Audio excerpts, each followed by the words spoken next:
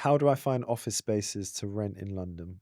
I think we touched on it before, but obviously you can go online and it's relatively easy to find some options on the World Wide Web. That being said, what we do differently is we really listen to a brief.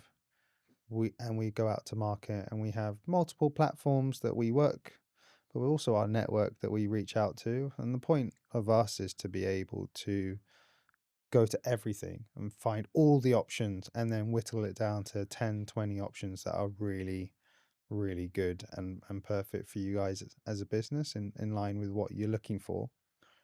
So that's the main thing, is that we save you time by shortlisting and making sure that you guys don't have to do it. It is really time consuming. Mm, We even find it time consuming. So if I wouldn't, if you were looking yourself and you go to each individual landlord and serviced office, mm. managed office, it would take you ages, to be honest, before you've developed a list. So I think it's a full-time job. So Yeah, the key for the client is that we save you the time by doing it for you, basically. definitely. I think the saving time is a big piece, right? Yeah. Bandwidth, time. Hmm. You focus on what you're good at and let us focus on what we're good at. Yeah. Also, the softwares, we have to pay like 2.5 grand a month to Hmm. have updated lists of every availability, every space that's available in London. Yeah. Like you don't. Hmm. Like, they'll end up going online and applying for a space that doesn't exist. Yeah. Whereas we won't. So the timepiece is massive.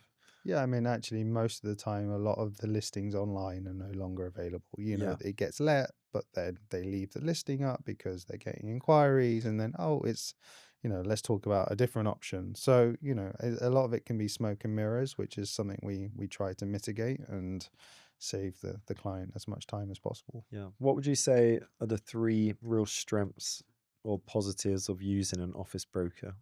So the main thing is the timepiece, Hmm. and then the second piece is the saving of money, and that is huge, right? For us, we will always say we would use our market knowledge to negotiate a better deal. We think we can get more rent free. We think we can get a better deal on the rent.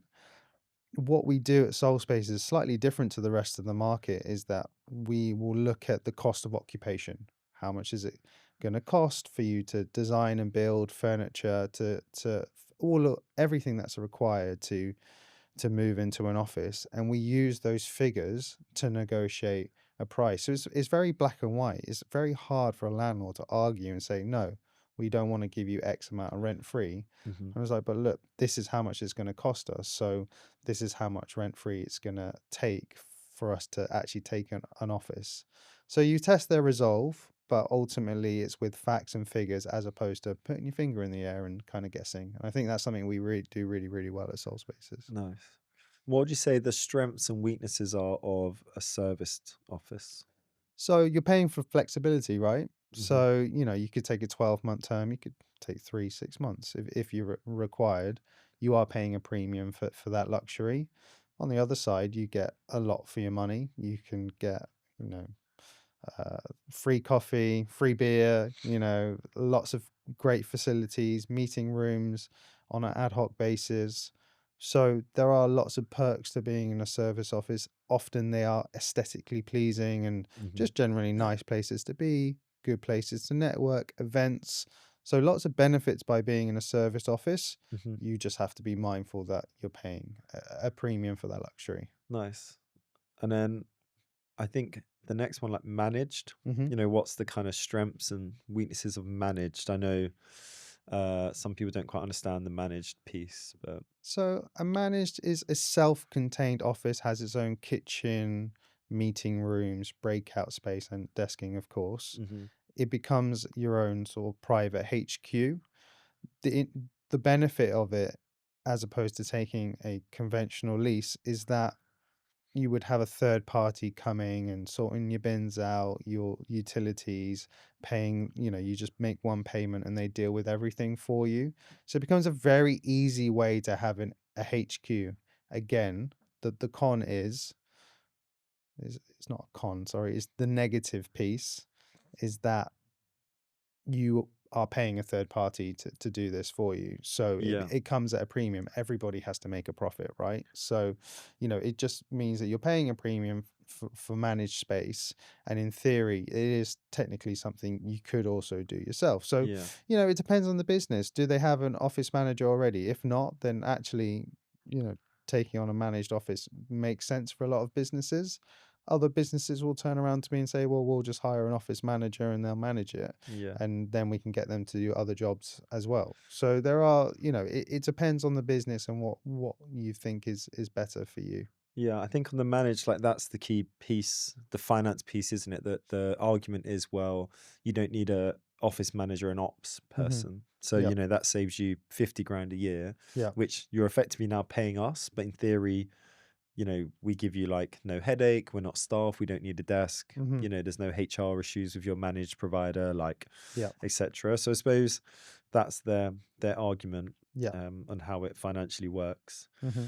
And then a lease, what's the kind of strengths, weaknesses of getting a lease? And also, I think with a managed and service, you don't necessarily need like deposits or you need lighter Hmm. deposits probably. I mean, when perhaps this is another question, but when do tenants feel ready for a lease? To be honest, you could be ready for a lease at any time.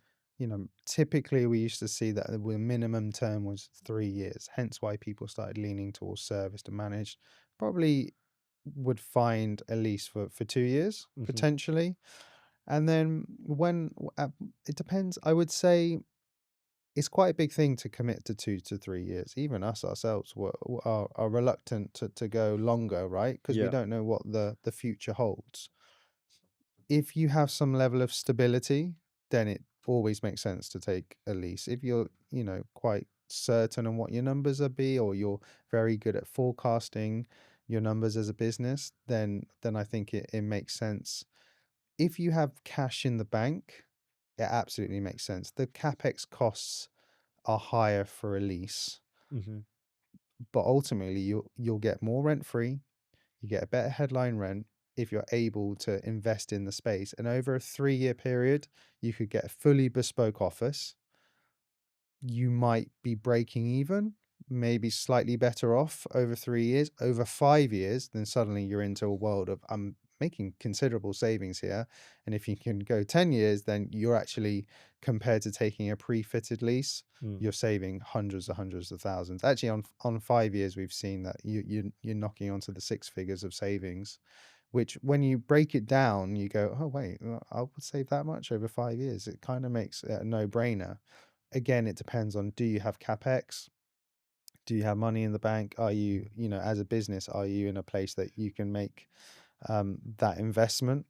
Now, obviously, Hmm. you can lease it, you can borrow the money. It's quite tax efficient ways. So there are ways around that as well. But I would say it's about having some sort of foresight as a business. If you have no idea where you're going to be in 12 months, maybe you just pay a premium and go serviced. Yeah. And then how do you make your fee?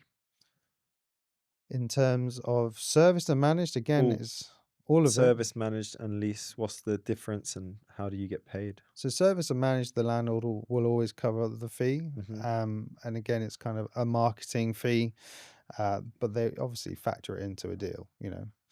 The leased typically charge 10% the first 12 months headline rent, but as we touched on, we will only charge 5% if we use this for the fit out Yeah. as well. And even when you factor in these fees, agent fees, stamp duties, legal fees, etc. Again, if you take a lease over 3 to 5 years, you're still better off than if you would take a serviced or managed option. The reality is it probably feels cheaper month by month to take a serviced or managed option, Yeah. but over the course of a lease, you ultimately end up making quite big savings. So it really depends on you have to have that sort of long vision as opposed to kind of the short term vision.